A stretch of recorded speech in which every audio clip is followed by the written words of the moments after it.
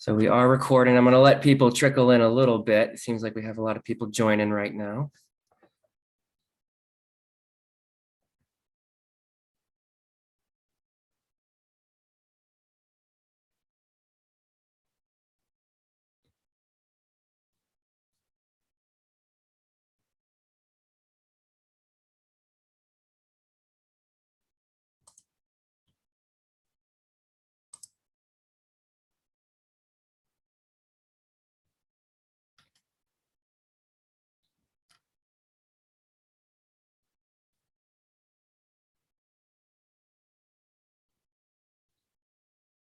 All righty, well, we'll go ahead and get started. I wanted to say thank you to everyone for attending our Deciding on Law School session today. I'm Brandon McCartney. I serve as the Global Experiences Coordinator in the College of the Liberal Arts Career Enrichment Network. And I'm joined by Kathy Guerin and Aiken O'Beary. Want to take a moment and just introduce both of our panelists. Kathy Guerin is a senior undergraduate studies advisor in the Division of Undergraduate Studies, and she serves as the pre-law advisor for the university. She earned her Bachelor of Arts from Penn State in Psychology and Women's Studies, and her JD from Northeastern School of Law in Boston. Prior to her work at Penn State, Kathy practiced law for over 8 years, focusing primarily on family law and domestic violence issues. For 3 of those years, she taught in the Domestic Violence Clinic and Institute at Northeastern University School of Law through a clinical teaching fellowship. And we're also very pleased and honored to be joined by Aiken O'Beary, who is the Director of Admissions and Recruitment for the Penn State University School of Law. So you are all in capable hands. I'm going to turn it over to Kathy, and thanks for joining, everyone. Thank you, Brandon, and thank you to all of you for being here today. I'm looking at the names and I see a lot of new names for me, so that's great. I'm excited to talk with you today about how you make this decision in terms of whether or not to attend law school. And then once you make it, right, what do you do about it? So we're going to make sure to give you that full piece, not just how to make the decision, but also if you decide yes, what's next. So I will be mindful of the time as I go to make sure to leave plenty of time for Aiken to cover a lot of the application process as well. So thank you, Brandon. I'm Kathy Guerin. As he said, I'm the pre-law advisor. And that means that I work with students, any student at Penn State who is exploring law school and applying to law school. As you may know, there is no particular major at Penn State that leads to law school. So sometimes I have students who will then email me after one of these sessions and say, how do I get on the pre-law track, right? Well, if you're interested in law school, you're probably already on it. So you don't need to do anything different in terms of that. So I do want to talk a little bit about thinking about why law school. And if you've been to any of my sessions, I always start with this. When you come to meet with me individually at some point, which I hope that each of you will, I'm going to ask you a question that's going to sound something like, why are you thinking about law school? Or tell me a little bit about why law school. And what I'm trying to really get at are some of the motivations, right? How much have you thought about it? What is it that's motivating you? Is it outside influences, right? Is it parents? I hear students say a lot, my parents have always told me that I should be a lawyer. And that may be a good reason to start thinking about law school, right? But why do you want to be a lawyer? Why are you thinking about law school? So I will ask these questions to get you thinking about it. It may be that you know the answer, but it's hard to put into words. And by the time you get to the point where you're applying to law school and you're talking to law school admissions folks, having a really good, strong rationale for law school, reasons for law school, being able to articulate it is really important. So what I find is that as you're thinking about, should I go to law school, right? There's really 3 big pieces, things that you want to think about. And one is this one, the why law school, the motivations, right? The second is really, what is law school actually like? Will I do well in it? Will I thrive in that environment? And what does legal practice look like? Is this a profession that I want to be a part of? How can I use these tools that I'm going to learn from law school in my career? So you really have to look at all of these. Often when I talk to students in the initial stages, it's really just, I know law school is competitive, right? How do I get in? Tell me how I get in. Tell me about the application timeline and components. And don't worry, we will do some of that today. But I would recommend that you just pause and think about it. People have lots of different motivations driving them to law school. So I'm not suggesting that it has to be any one, but I can tell you, I talk to a lot of students who have a strong desire to help others and have decided that law school is the best way for them to do that. So thinking about the skills that you need to succeed in law school is really important. Reading, writing, critical thinking, problem solving, communication skills in general, research, finding information, right? Pulling it together, synthesizing it, are all the skills that will lead to success in law school and in legal practice for sure. Law students and lawyers read and write every day. Those are sort of the foundational tools that you need to have before you get to law school. Because once you get to law school, they'll teach you everything that you need to know about the law, right? So you don't have to have a major that is specifically focused on the law, but you have to have a major and or undergraduate experience that builds on these skills, the reading, writing, critical thinking, problem solving skills. So thinking about the motivations, learning as much as you can about law school. Some students love law school. I loved law school, right? It was an intense academic challenge that made me think in ways that I didn't even know that I could think. Some students really are stressed out about law school, right? Because law school is taught in a different way. I'm not going to go too much into this because I can talk about law school for way too long. But it is taught in a different way, and you should find out about that, right? You should look into how law school is taught. It's taught using, in many ways, a Socratic method, question and answer. It's a conversation in the classroom about the reading that you have absolutely done the night before, because that is what they're going to help you unpack during the day. So again, some students love it. Some students don't really love it, but they really like what they see, right, in the legal practice world. And they're willing to work at law school and get good at it to get to the legal practice, right? So you have to know where you'll fall. In my experience, most students fall somewhere in the middle, right? Law school is a challenge and it's a lot of work and they learn a lot. And there are times when they're uncomfortable, and that's okay because that's how you learn and grow in law school. And they do well. Most students who start law school do well, come out on the other side with the JD behind their name and go on to practice law if that's what they choose to do with the JD. So really doing as much research as you can about law school. There are lots of ways to do this, and I'm going to give the first shout out to Penn State Law that is right up by the Arboretum, because I tell students all of the time that they are open to have you go sit in on a class. You can sign up on their website, and they'll give you a tour of the law school before or after, and they are here as a resource for you as you explore law school. So yes, right, if you're interested in going to Penn State Law, you can talk with them about that piece as well. But it's a great resource to explore law school in general. So I'm not connected to Penn State Law. My job is to help you explore law school in general, get to any law school that you want to go to. But I can say with confidence that Penn State Law is here as a resource for you as well. So exploring the cost of law school, scholarships coming out of law school, employment, what does it look like? How are law schools doing in terms of that?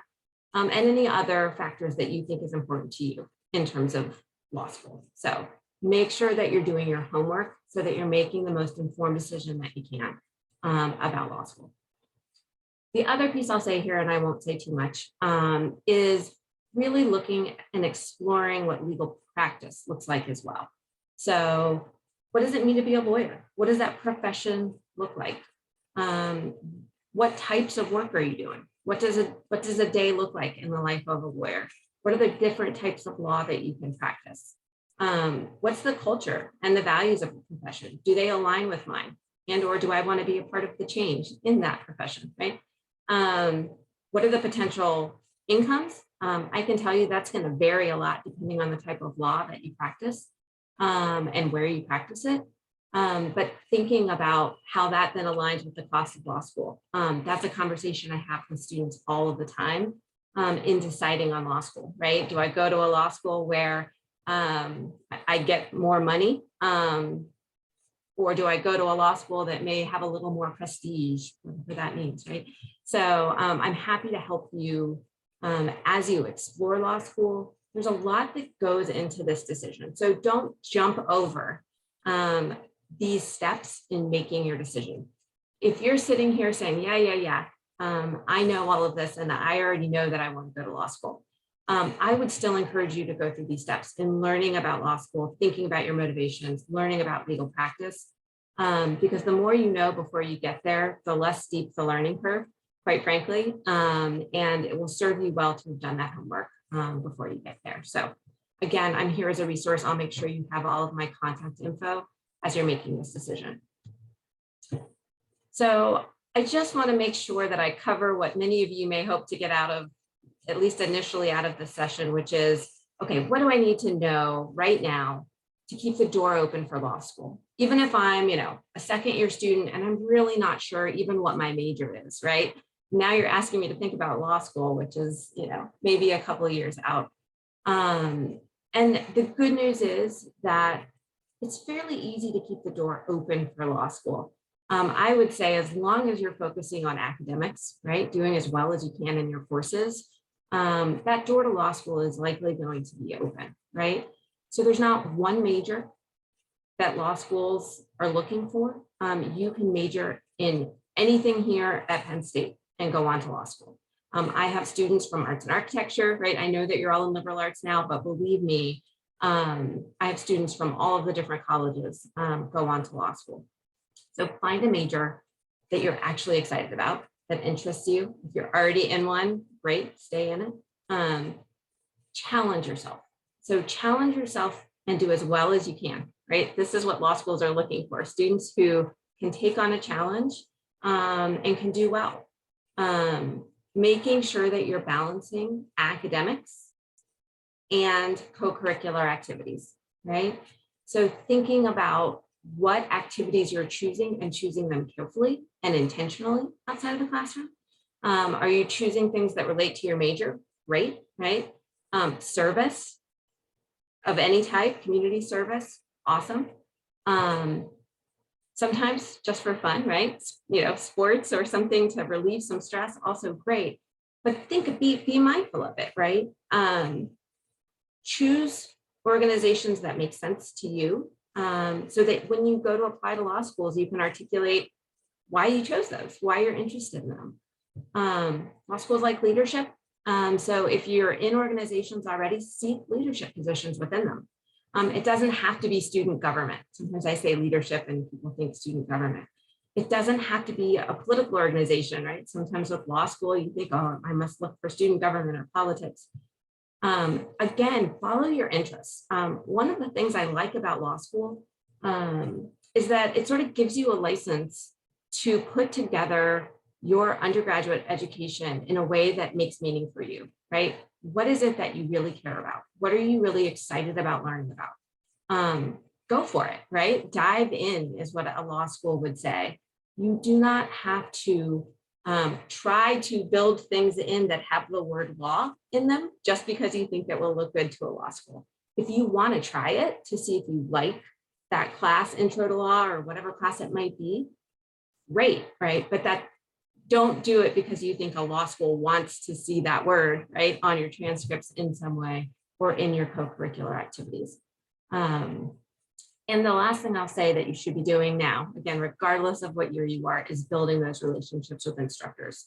It leads to good learning, right? It leads to higher grades sometimes in the class, not just because you meet with them, but because you're talking about the content, you're asking how to study, could lead to research positions, teaching assistant positions, and ultimately letters of recommendation, which we'll talk about in a little bit in terms of the application process. And then the last piece I've already said, which is continue to learn about law school and legal practice. These are the things that any student, regardless of year, should be doing. We'll get a little more specific into the timeline here in a couple of minutes. just want to make sure that you know about the resources that are available through pre-law advising. So that's my office. I do have information sessions that will go way into more detail than this 15 to 20 minutes will. So there's a pre-law orientation session that's really designed for first and second years who are exploring law school. This is more that should I go to law school piece. And then there's an applying to law school session, which is really designed for students who are ready to start that application process. I get into the nitty gritty of it, all the components, which you're going to learn about in a minute. And these are webinars right now, so they're available over Zoom, and you can find them on the pre-law website. I do one almost every week, one of these, so take a look. I also do a lot of work in individual appointments. So if you're a first or second year student, you're going to need to go to one of those info sessions to get access to my calendar in Starfish first. So that way you have all of the basic information so that when we meet individually, we can get really specific and make sure that we're talking and answering your questions rather than just the general questions. But in those individual appointments, I'm a resource for figuring out, is this the right fit for me?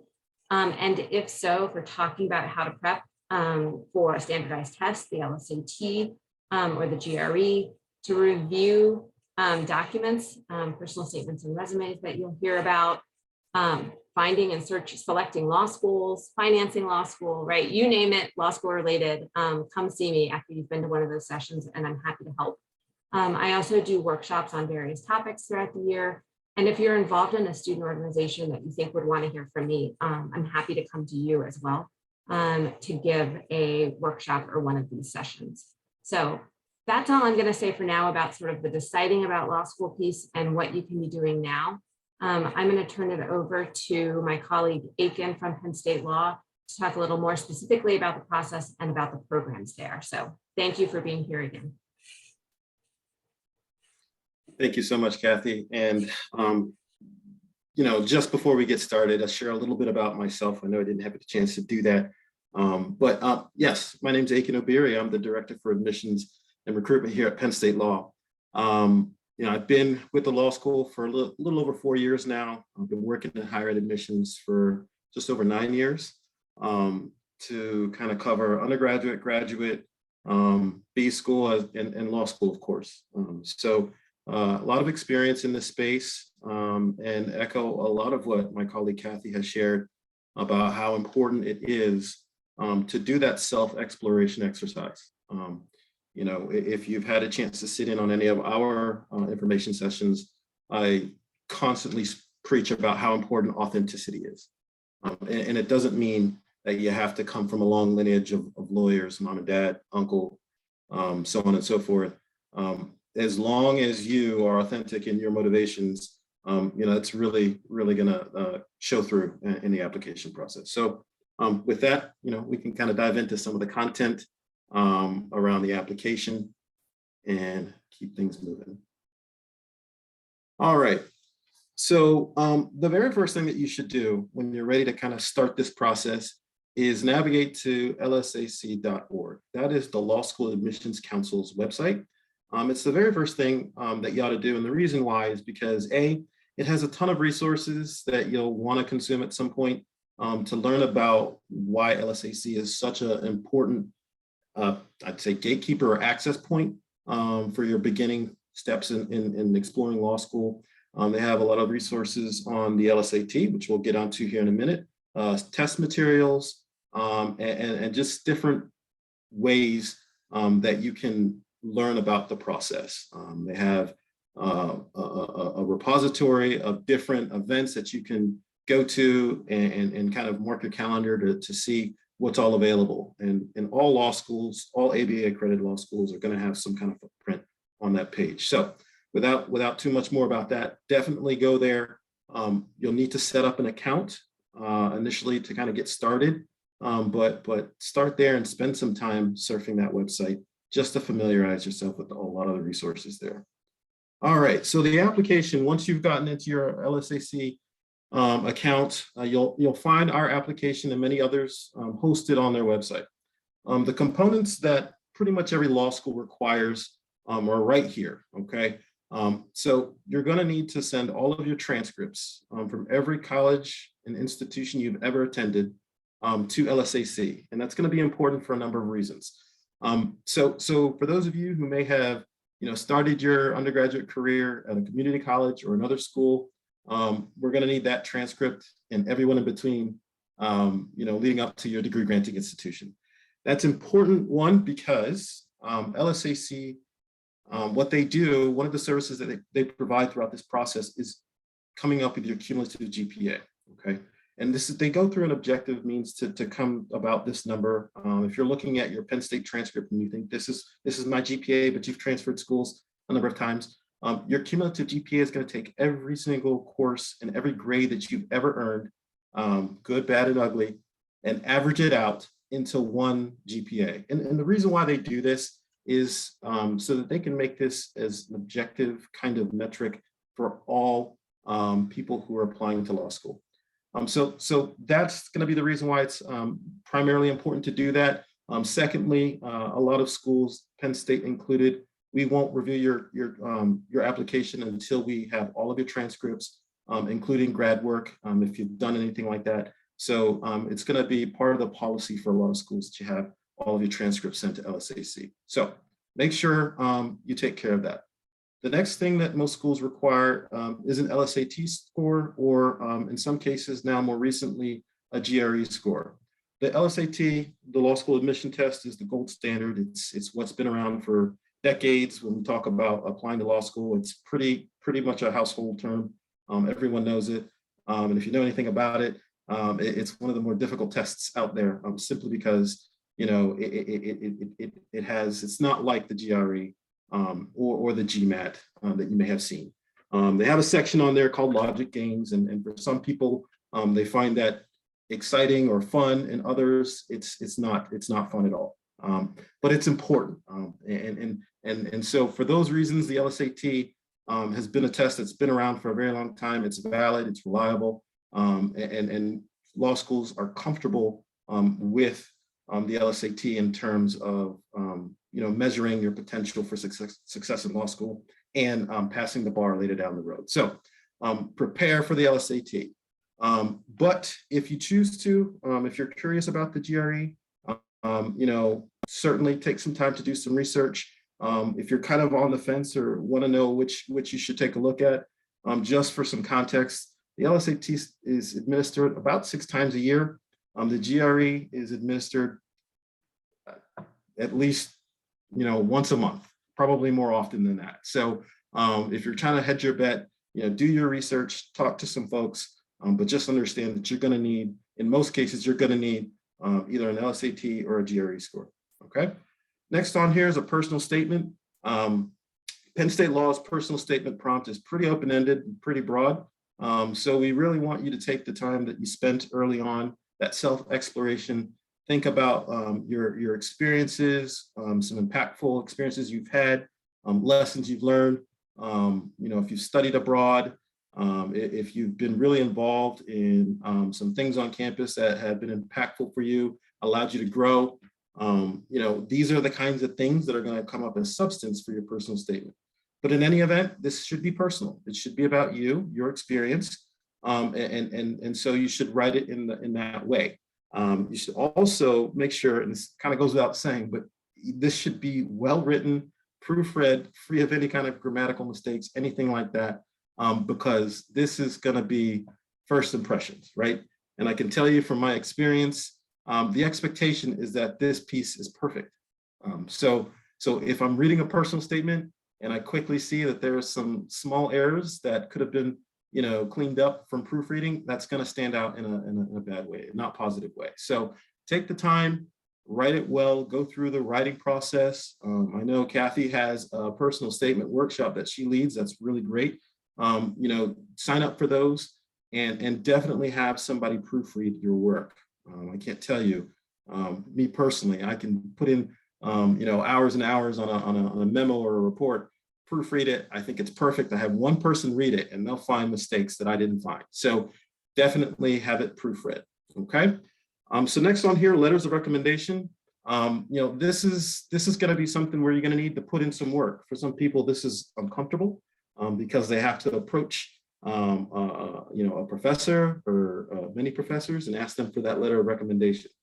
The only thing I can say here is start that process as early as you can, as Kathy mentioned. Start building those relationships as early as you can, because we are able to discern the letter of recommendation that was kind of put together in the 11th hour by that graduating fourth-year student versus that one that has been nurturing a relationship with a faculty that they've had maybe over a couple of years, and it's really insightful. So in any event, prepare to have at least 2.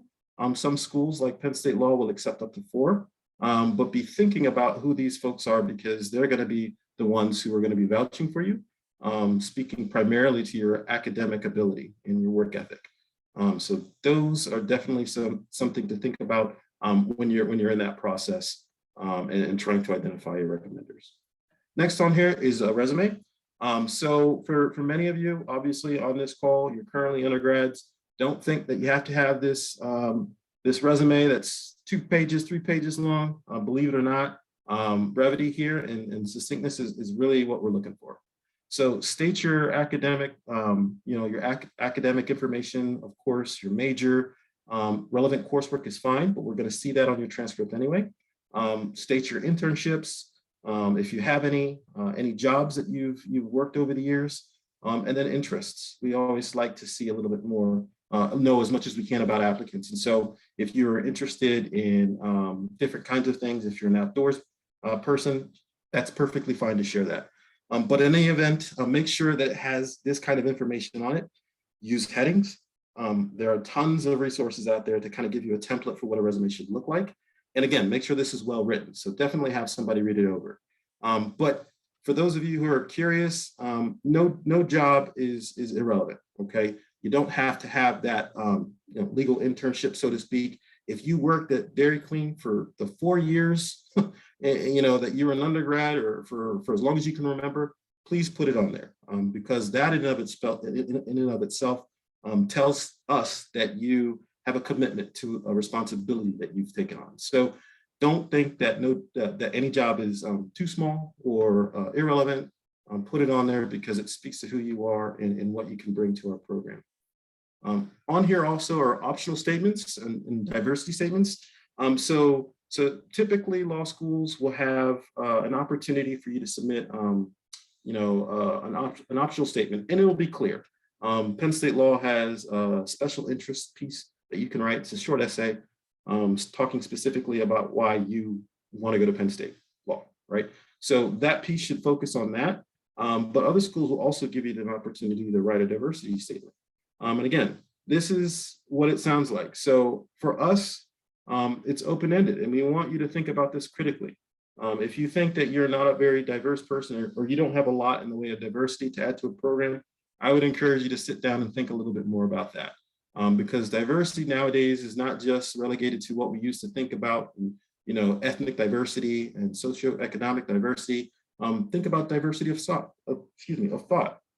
If you came from a different geographical region, where the culture was quite different, starkly different than say Penn State, that might be context for you to talk about how you can bring some diversity to the class. So again, take some time to think about it. I think for most people, again, it's an exercise in thinking about your personal experiences and how those can come and tailor into who you are and really speak to the best of what you have to offer.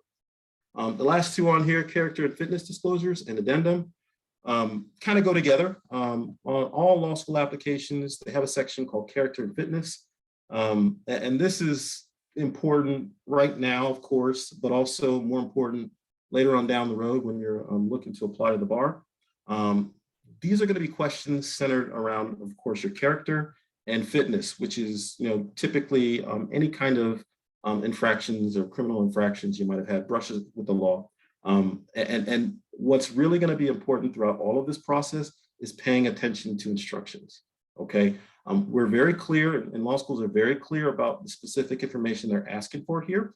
And so character, if there's anything that you may have done, or anything like plagiarism or academic dishonesty or violating the school's good standing policy, that's typically going to fall under that particular part of that.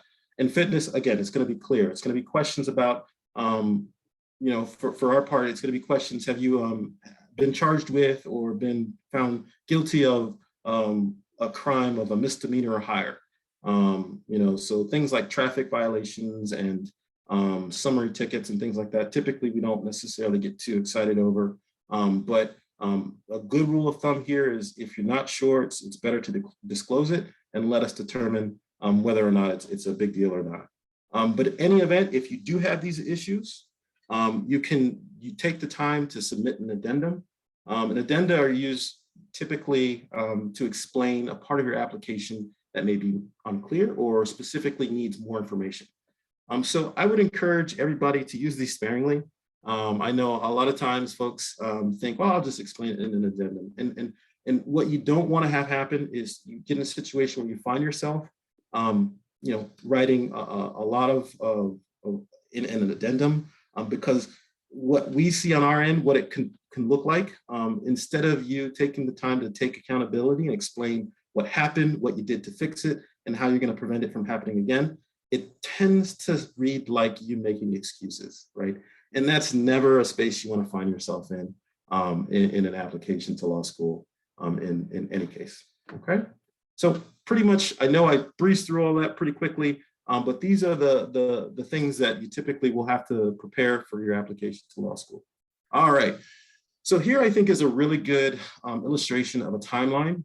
I know not everybody's going to be approaching this process at the same time. So whether you're starting as a first or second year, or a third or fourth year, what I will do here is kind of put a mark in time. And if we start kind of at the end on the right, the fall starting law school, and kind of back plan, it helps to kind of understand what you need to be doing. So the summer before the fall in which you'll be starting law school, that's when you want to expose yourself to the LSAT or GRE.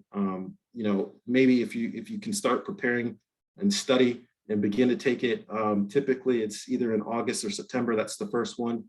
That's a good idea. Great chance to get your first score kind of on the books.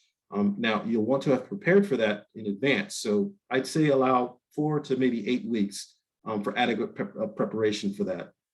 What that's going to do is that's going to set you up for a chance to get your score. And if you're happy with it, that's fantastic. You can keep on moving. Or B, you can get your score, take a look at how you did, reassess, maybe focus in on a particular area, retake it in the fall while you're getting your applications together, and then go from there, right? So as you can see, after you've gotten through that LSAT test, you've taken it once, maybe twice, you're getting your applications together by October, November.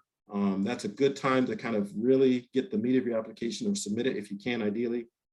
That's the perfect time to do it. Most applications to law school open around September. Ours is September 1st. And so that's why this is good timing. And then in the spring, once you've done all that really good work of getting your application together, you're going to start to get decisions, and hopefully they're good decisions. I know most of you on this call, you're great students. That's why you're here. So, in a perfect world, you're getting offers to all of your schools. And so now is the time where you need to start really making the decision about what schools you want to go to. Take a look at your offers, what your scholarship is, think about what's going to be the best fit, and then hopefully make a decision. And this will typically be, first deposits are typically due around April 1st or April 15th, that first or second week of April. So that spring, you should be spending some time making a decision, visiting law schools if you can, and asking those difficult questions, talking to current law students, doing that legwork to really understand if you're going to be a good fit at a particular school. Okay. All right. And so here, because I'd be remiss without talking about Penn State Law, with going through this whole program, I just want to share a little bit about what we have here, and some things and some reasons why I think it'd be a good idea for you to consider us. As we say at the law school, for Penn Staters, your best option for law school is right here. Okay. And to that, we have a program called Explore Law. It's a program we host every year.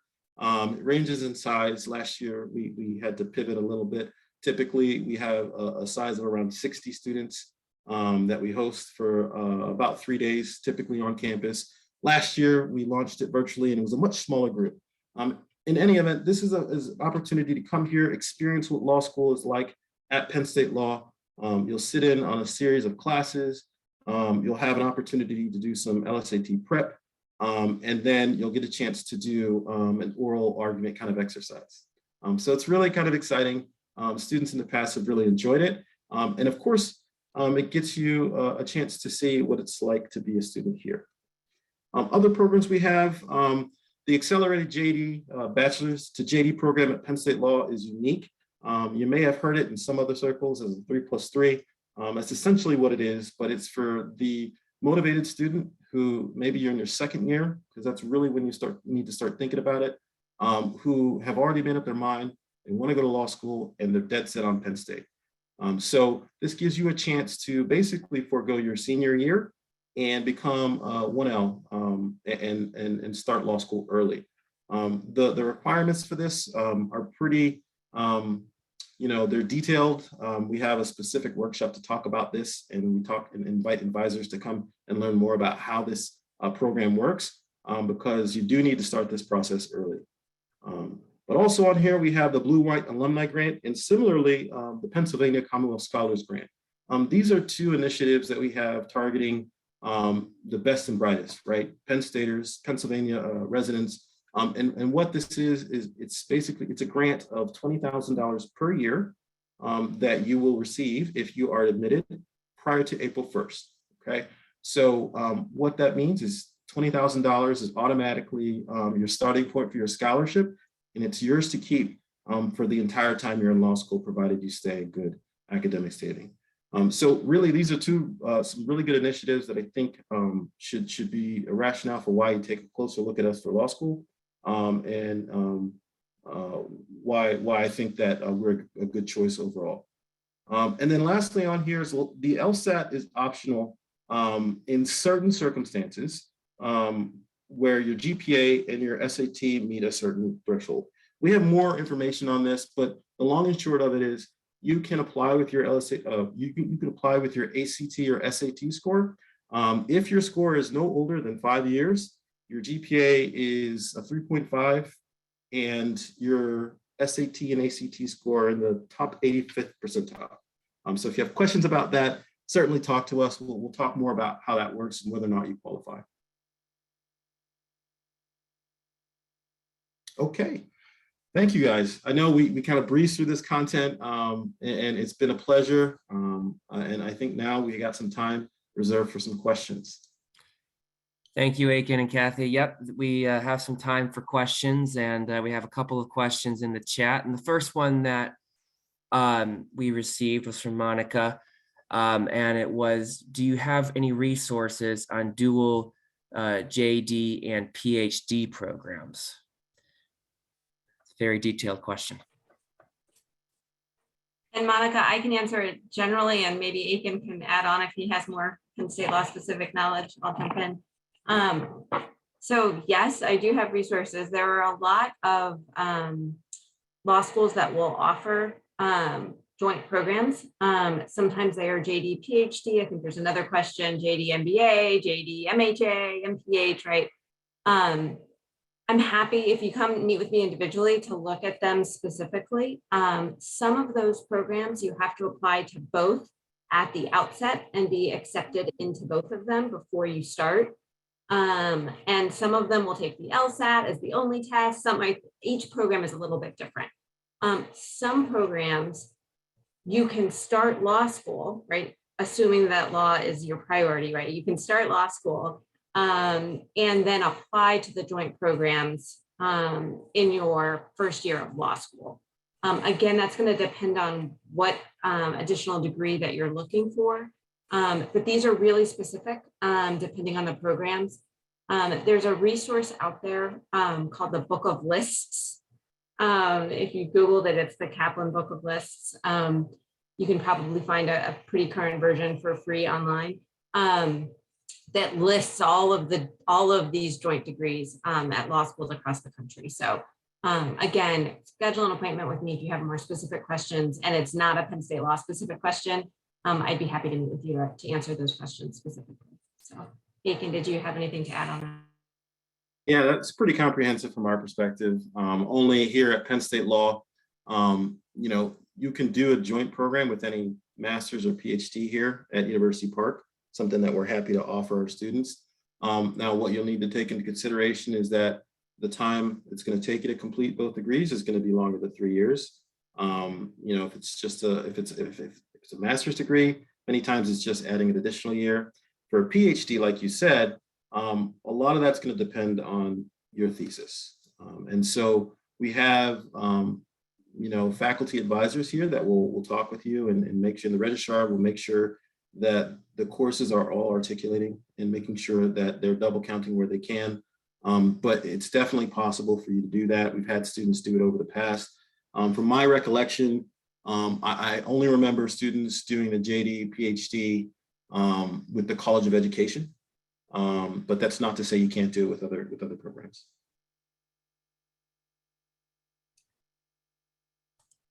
Our next question is from Aaron. I'm interested in pursuing a JD MBA dual degree track. Do you have any advice specific to this path, especially when it comes to standardized testing such as the LSAT and Gmat? So yeah, this is a good question. Another common pairing that we see, the JD MBA. The Smil College of Business is unique in that they do require that Gmat. So if that's the route you want to go, I would tell you, and you definitely want to come here for law school, I would definitely tell you to start preparing for that Gmat. In some cases, we'll take the Gmat in lieu of the LSAT, but the conditions under which we'll do that are pretty specific. So again, talk with us. But here at Penn State, if that's the route you want to go, you'll definitely want to take a look at preparing for that Gmat and potentially as well as the LSAT. And the reason why we're looking for specific achievement on that to kind of tell us whether or not that's going to be competitive for our current pool in a given year. This isn't really an answer to your question, but in talking about the joint degrees, I can't help myself. And that is whenever I have a student who comes in and is asking about a JD and another degree, I would always also ask, what is it that's motivating you to do both, right? If it's knowledge and you are curious, right, and you absolutely want to dive into both of these on an intellectual level, I'm all about learning, right, throughout your lifetime. So I don't want to discourage that. But if you're doing it because you're not sure which one you want, then I would say take time, work for a while. MBA programs want that work anyway, right? Many of them, because law school will be there, right? So working, gap year, service, anything that you're doing is really going to be a plus in the long run for law school admissions. So if it's because you don't know which, I would say take some time and see what you can do to figure it out before you apply to a joint program. And do you need both to do what you want to do, right? Sometimes students think they need both to do something when they really don't. So it's also just thinking about, do you need both? What are the motivations for that? And thinking that piece through as well. Yeah, and to piggyback again off of that in that space, specifically here at Penn State, our curriculum is pretty unique in that we offer you a lot of credits to play with. About a full semester's worth, 12 credits that you can take outside of the law school. So this could be your opportunity to take those 12 credits in the Smil College of Business. Mathematically, that's nearly halfway there to completing, a second degree. But for a lot of our students who come in with the desire to do a joint degree, they see that they have that ability. And for many of them, they're like, I'm good. That's all I needed. I have that exposure, and that's perfectly fine.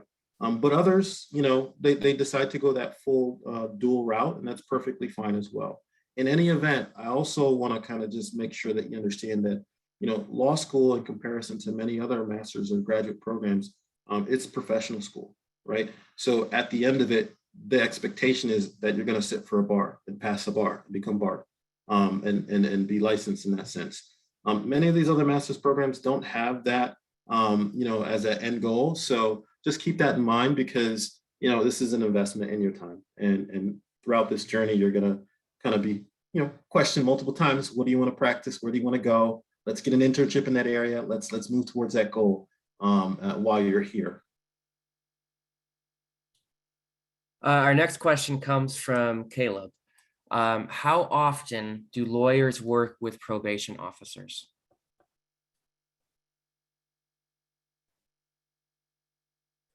As we look at each other, I think it depends on what type of, if the question is, well, it depends on what type of law you're practicing. I think in the criminal realm, right?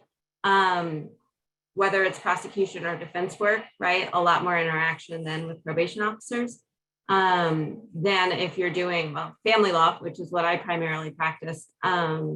When I was doing domestic violence work, I had more contact with probation officers than when I was doing divorce work. So I think this is going to really depend on the type of law that you're practicing. Caleb, I don't know if you have a more specific question in there. If you do, put it in the chat and I'll see what Aiken has to say about it while we see if you have a more specific question or if that answers it. Yeah, Caleb, just to kind of share for some additional context, in a previous life, I actually was a police officer here at State College. So hopefully that doesn't, you know, shy away many of you. But during my time as a police officer, again, law enforcement was, you know, similar to probation. I had lots of contact with attorneys because a lot of times I was the arresting officer in criminal cases. So I was the, you know, I was that individual. So if early on in that criminal process, you know, lawyers were coming directly to me to talk about the case, you know, whether or not, you know, it was to maybe make a deal for their client or what that looks like, or maybe, you know, just talking with alternative options for you know, outcomes. So you're going to definitely, if you're in, you know, the criminal law space, you'll want to be comfortable interfacing and kind of working with law enforcement, whether it be police, probation, parole, all of that. You'll have exposure. Just for another comment there, in terms of the domestic violence piece, I worked in a domestic violence court that was really a specialized court that was VAWA funded to only look at domestic violence. And they actually had probation officers involved in the court who were trained specifically, not that all probation officers don't have some training, but to work in that context. So again, it's going to depend on what type of law. There, I wasn't practicing criminal law, but I was sitting in a court that was also looking at the criminal piece of the domestic violence process. So hopefully that answers your question, Caleb. I don't see another one in there, but I'm happy to talk more at any point. We have another question from one of our attendees. When do you decide which type of law you want to focus in?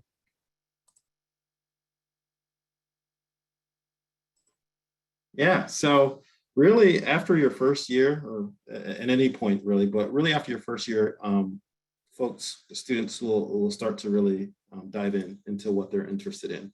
And the reason why I'm talking so loosely about this is because that first year is critical. It's pretty much the set curriculum that all law students across the country will be taking. And it's the foundation, more or less, for your the specific areas of law that you'll get into in your 2L and 3L year.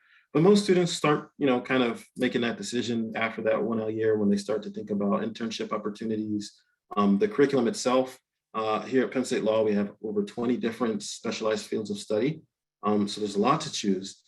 It's not required that you select one.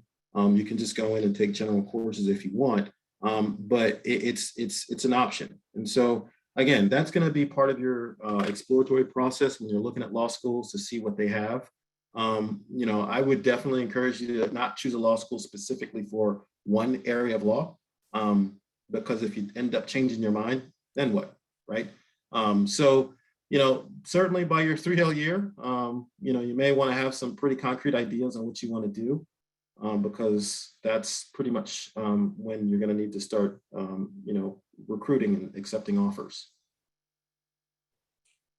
And I would add that this is really different than applying to graduate school programs. In many ways, law school is really more general by design than I think people know until they start really digging in. So you are not going to be locked into any particular type of law or locked out of any particular type of law, with the exception of patent law, by your undergraduate major, right? So if you want to practice patent prosecution, you have to have a STEM background. But otherwise, you can major in anything and go on to be a corporate lawyer. You can major in anything and go on to be a family law attorney, right? You don't have to have a major that specifically in any way lines up with it, which is somewhat different than a lot of graduate school. So when you're looking at law schools, right? Yes, looking at what a law school has to offer in terms of curriculum is important, but there are a lot of other things to weigh in because they don't expect you to know exactly what type of law you want to practice before you get there. And they expect if you do that there's a possibility that it might change because it often does. So it's okay to not know. What I say to students is, you want to know what types of law are out there and you want to have explored them so that you know there are at least, right, several types of law that are interesting to you before you get to law school, but you don't have to know which one.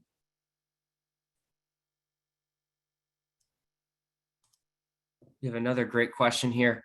Other than former or current professors, what other persons should be considered for letters of recommendations? Yeah, good question. I'm glad you asked this because everybody on this call, do not solicit recommendations from family members, friends of the family, if that's your only connection, even if they're attorneys or judges, that's generally not going to bode well for you at the committee. So you'll want to focus in on people who can speak to, if they're not a faculty member or professor that you've taken their course, should be internship coordinator, work supervisor. If you're an athlete, a coach is fine. Someone who can speak to your work ethic outside of the classroom in a supervisory kind of capacity is generally where you should be looking for those. But again, I caution you, stay away from family, stay away from friends of the family. If that's your only connection to them, it just does not leave a good impression to the committee. I say to students, you want people who know you in a classroom and in a work environment, right? So thinking about athletes, if that's, again, a coach is okay. But you want to think about who knows you best, who knows your work best,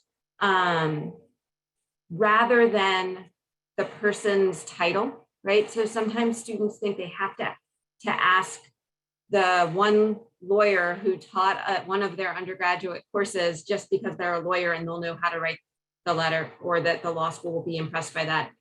Not the case. You want to choose the person who knows you best in a classroom. Same is true for internships and jobs. If the legislative aide is the one who you worked for, right, who knows everything about how much you worked that summer, versus the senator or whoever that might be, get the letter from the person who can really speak to who you are and why you want to go to law school and what you learned and how you grew in that experience, rather than go for the name and the letterhead. Right? So that's what I would add to that one. Great, thank you, Kathy. I missed that, but that's so true, so very true. If anyone has any last minute questions, please feel free to put them in the chat. But these were really great questions. I guess I'll give it a couple seconds and then we can end the presentation soon. Brandon, if I could just jump in. Yeah. If you have another question, put it in, I'll stop talking. But I do just want to point out that our contact info is here on the slide. And I think I can safely speak for both of us that we are happy to have you contact us with questions. While I am separate from the law school, right? My office is in the Grange building at University Park. We're connected, right? In the way that if you send something to Aiken and it really is a question that probably should come to me, we'll make sure that you get to the right place. But in general, if it's a general question about law schools and you're not it's not specific to Penn State law, I would say start with me. If it's really Penn State law focused, or if it's something really specific, I'll get you over there, and I think vice versa. So reach out to either one of us and we'll get you in the right place if that's not the right place. But we're happy to be here as a resource as you explore law school and apply to law school. So please don't hesitate to reach out.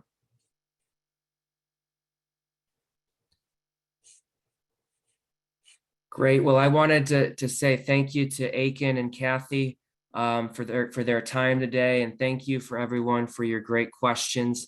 In the chat, I did put a link in for our website for Liberal Arts Career Week. There are still a lot of great sessions coming up this week on Wednesday, Thursday, and Friday. So I would encourage you all to please check that out. And always feel free to make an appointment with a career coach. If you ever needed someone to look at your resume or cover letter, we are always here to help. But I wanted to say thanks again, and I hope you all have a great rest of your week. Thank you, Brandon. Kathy, it's always a pleasure. And thank you all for having me. Thanks, everyone. You as well. Take good care.